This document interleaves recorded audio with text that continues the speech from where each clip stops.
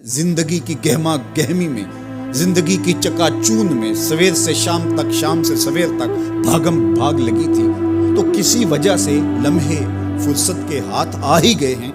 تو آئیے ہم اپنا ربط کتاب اللہ سے جوڑیں، قرآن سے جڑ جائیں اور اس کی تلاوت کو شعار زندگی بنا لیں۔ گھر تو می خواہی مسلمہ زیستن، نیست ممکن جز با قرآن زیستن۔ اگر تو مومن بن کے، مسلمان بن کے جینا چاہتا ہے تو قرآن کے بغیر تیرا ایک لمحہ بھی نہیں بیت سکتا۔ تو اس کتاب کے ساتھ ہمیں وابستہ ہونا چاہیے، روزانہ 1-2 پارے خود بھی پڑھنے چاہیے اور اپنے بچوں کو بھی اس کی ترغیب دینی چاہیے۔ روزانہ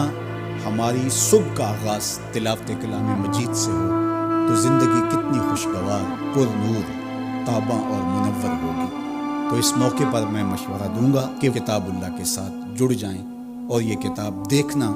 کہ کیسے موتی اچھال کے تمہاری گود میں ڈالتی ہے اور اللہ کی قربت کا ذریعہ ہے، ہمیں زندگی گزارنے کا اسلوب دیتی ہے اور حیات آفرین کتاب ہے۔ تو اس کے ساتھ ہمیں جڑنا چاہیے اور اس موقع سے ہمیں بھرپور فائدہ حاصل کرنا چاہیے۔ ایک بات میں یہ بھی عرض کرنا چاہوں گا کہ اس موقع پر خاص طور پہ ہمیں تھوڑا سا اپنا محاسبہ کرنے کے لیے بھی وقت مل گیا۔ ہم اللہ کی معرفت حاصل کریں، اپنی زندگی کے مقصود اور مدعا کو سمجھیں کہ ہم کیوں تخلیق کیے گئے اور ہمیں فہم و فراست اور عقل و خرد سے کیوں نوازا گیا۔ تو وہ مقصد اگر ہم نے نہیں پایا تو اس موقع پہ ہمیں اپنا محاسبہ کر کے غور کرنا ہوگا اور اپنی زندگی کی راہوں کو درست کرنا ہوگا۔ اللہ کے حضور رجوع کریں،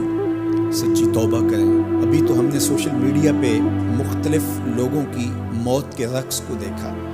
ہم نے الیکٹرانک میڈیا کے اوپر مختلف ممالک کی خبریں دیکھی اور دل لرزنے لگے،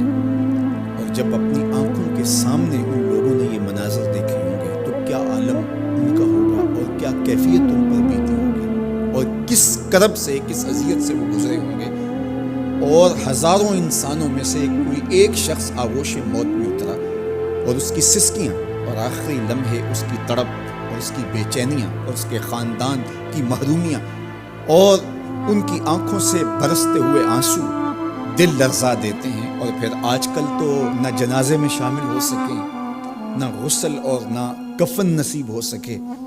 اور کس محرومی کا اس دنیا سے رخصت ہونا، تو انسان لرز کے رہ جاتا ہے۔ تو ذرا 2 لمحوں کے لیے تصور کر لیجئے کہ 7 ارب انسانوں کے اندر چند ہزار لوگ موت کی آغوش میں گئے، جبکہ اربوں انسان ہیں، تو چند ہزار لوگ آغوش موت میں اترے تو ہمارا وجود لرزنے لگا۔ تو وہ لمحہ کتنا دردناک ہوگا جب یہ زمین بھی لپیٹی جا رہی ہے، جب آسمان بھی لپیٹا جا رہا ہے اور ہر ذی روح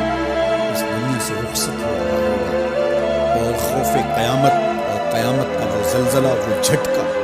اپنے اطراف میں دائیں بائیں آگے پیچھے لاشیں گرتی نظر آئیں گی، اور پھر جسموں کے پرزے اڑتے ہوئے دکھائی دیں گے۔ اذا زلزلت الارض زلزالها واخرجت الارض اثقالها وقال الانسان ما لها یومئذ تحدث اخبارها۔ وہ داروگیر کے لمحے، وہ ایک خوفناک چنگھاڑ اور چیخ، وہ ایسا دن ہوگا کہ ہول قیامت سے پیدا ہوتے ہوئے بچے کے بال سفید ہو جائیں، وہ اتنا دردناک ہوگا۔ تو وہ لمحہ بھی آنے والا ہے اور ہم سب لوگ آغوش موت میں اترنے والے ہیں۔ اگر اس وبا سے میں اور آپ بچ کے نکل بھی جاتے ہیں تو کیا موت سے ہم بچ پائیں گے؟ تو یہ ہمارے لیے ایک جھنجھوڑنے کا لمحہ ہے، ہمیں تنبیہ کی جا رہی ہے، یہ تازیانہ عبرت ہے ہمارے لیے، اور ہم اپنی آخرت کی بہتری کے لیے کوشش کر لیں اور دیکھیں کہ یہ لمحات زندگی کے اور یہ گھڑیاں جو آج ہمیں میسر ہیں، ایک وقت آئے گا یہ بھی میسر نہیں ہوں گی، اور اگر آج ہم نے عبرت حاصل نہ کی تو پھر سوائے ہاتھ